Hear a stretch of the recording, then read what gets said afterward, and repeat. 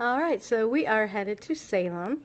It's going to be like 5:30 when we get there, so we don't have much planned tonight, but we are going to go on the Voodoo Vampires and Ghosts tour. And in Salem, you have to plan your stuff because a lot of the museums and shops close like 5 o'clock or 7 o'clock, but there are some tours later at night at around 8 o'clock, so that's what we're going to do tonight, and then we've got a full day planned, so let's head to the plane.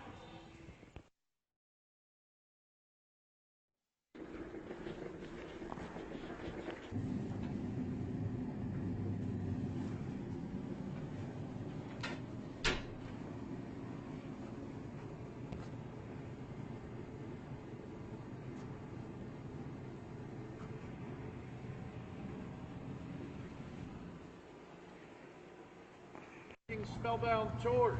I know you had a lot of ghost tours to choose from in Salem. Nowadays, believe it or not, there are 42 of them. But this is the original and best, so thank you for being here. My name is Mike, Dr. Victor. You recognize me from the website. Before we get started, I've got to warn you that you might get scared. We've had people faint, we've had people scream, we've even had people pee their pants. Oh, Might no. be you, who knows? Oh, definitely. Sometimes people get scared because you hear scary stories that get your imagination. Other times, though, people really believe they have ghostly encounters at the places we visit. Every location you're going to see tonight is a true haunted site. Ghost stories come from our own investigations. History's true, too. We've spent years doing research in facilities like the Phillips Library right over there, combing through the records people were keeping during the days of the witch trials. We were looking at the jailkeepers' records. We were looking at the diaries people were writing as they were tortured in the dungeon. So tonight, what you're going to hear about the witch trials is from the point of view of the people who suffered through it. This is the real history. If you've got questions about anything, go ahead and ask me. If there's anything I don't know or if you don't believe, look it up when you get home so you know you're getting the real stuff. So as we walk around, take a lot of photographs. I know it sounds obvious because the sun is set, but turn the flash on your camera off. Doesn't matter if it's nighttime or daytime, you're trying to get going. The maybe's the closest thing we've heard to a yes in a long time. It is a beautiful art museum and it's worth going to. The maybe's the closest thing we've heard to a yes in a long time. It is a beautiful art museum and it's worth going to. The United States. They opened the doors in 1799. Way back then, Salem was the richest city in the country. The first millionaires in the United States were from Salem.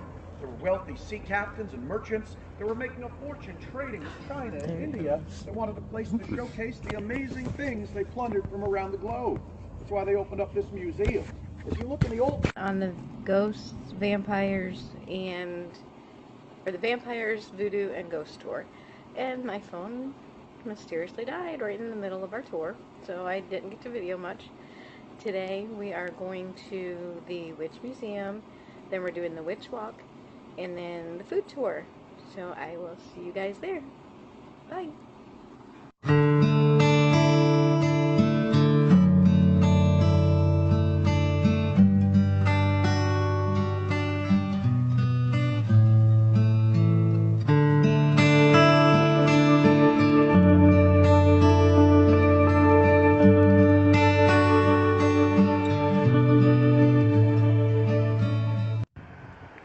So the Salem Witch Museum does not allow video or pictures inside, so I couldn't take any video, but it is a very pretty building from outside.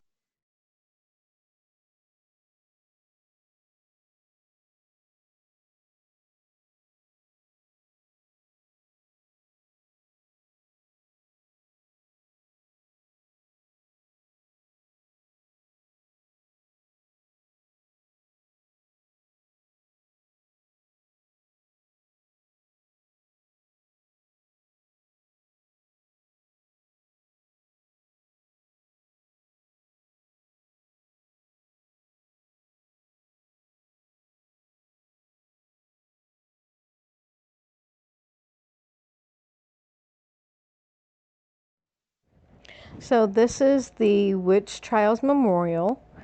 It has the names on each stone of one person that was accused of witchcraft and executed. And as you can see, the people come and leave flowers and stuff for these people still to this day, even though it was in 1692. And all of these people were hung except for one, and he was pressed to death. There was 19 altogether. And I was told that there was even like 2 dogs that were accused of witchcraft and executed. This is just crazy.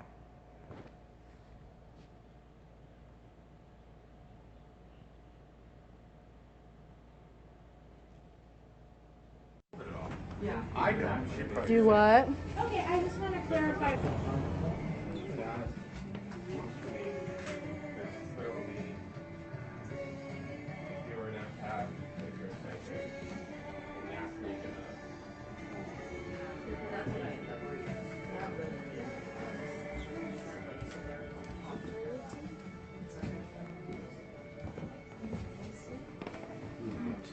Okay.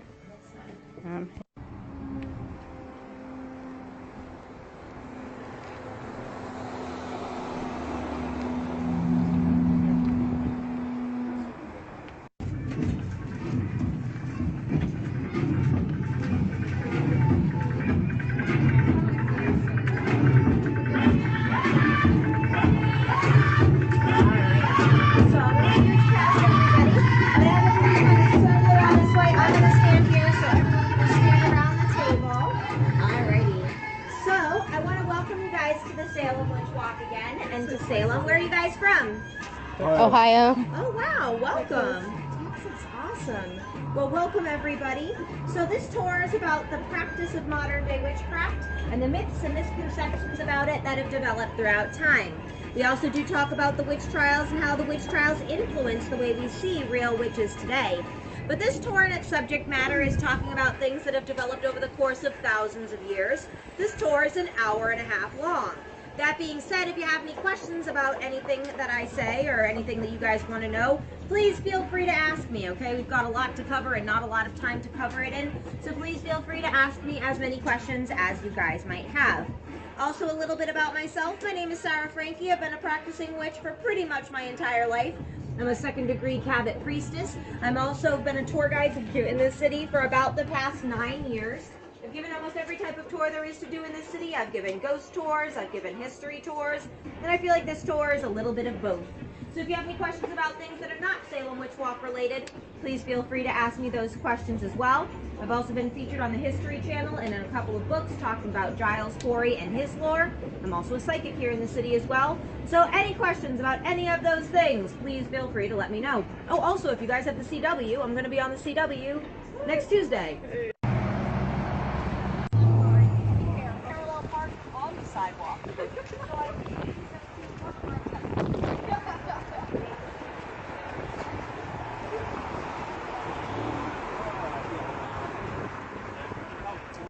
So what we kind of lose a little bit of perspective on this a little bit is these people were super agricultural people, and everything that they had to survive off of, they had to grow in their garden. That means the second that the sun came up in the morning, they were out in their garden, gardening all day until the sun went down, and they'd go back in and sleep and do the same thing every day. So that means they spent a lot of time out in their garden. It was a very big part of their world. I kind of think of like, we go to the store and we'll buy like 3 cucumbers and we're like, oh, delicious snack. But those cucumbers took like 3 months to grow. And what we ate as a snack, like in seconds, but it takes forever to grow. The loudest spot that we have a couple more spots, so I want to make sure I still have my voice. But this right here is our next stop, right next to the Elizabeth Montgomery as Samantha Stevens Funky Witch statue.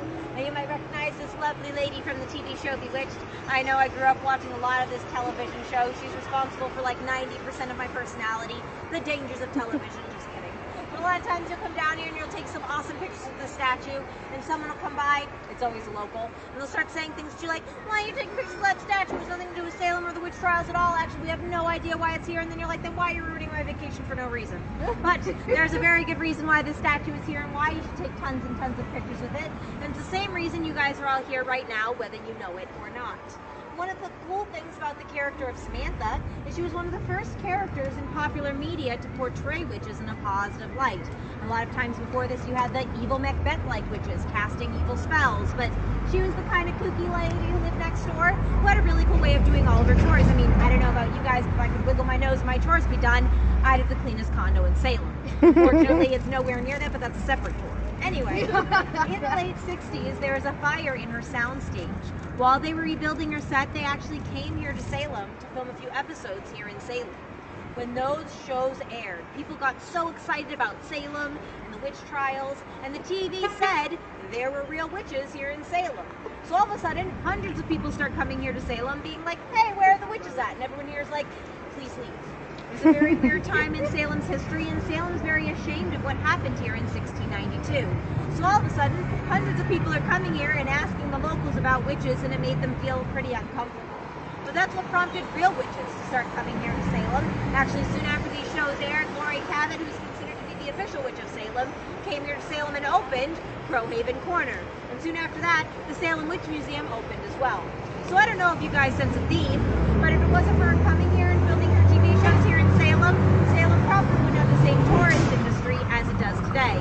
So, whenever you guys come down here, feel free to take as many pictures as you want with this awesome statue. And if anybody says anything,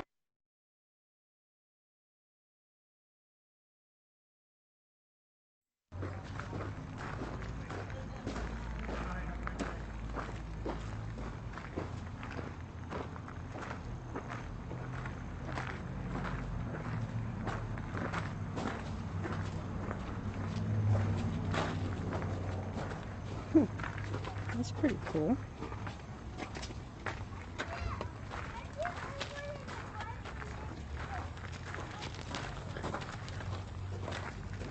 You guys were on the ghost tour the other day. Yeah. Yes, we were. You were our guide. This is the Ropes Mansion where part of Hocus Pocus was filmed. And this next picture is the town hall where another part of it was filmed. Here is town hall where this is the witch house. It is the only standing house that has anything to do with the witch trials still. It was the house that the judge lived in that condemned all the women to die accused of witchcraft.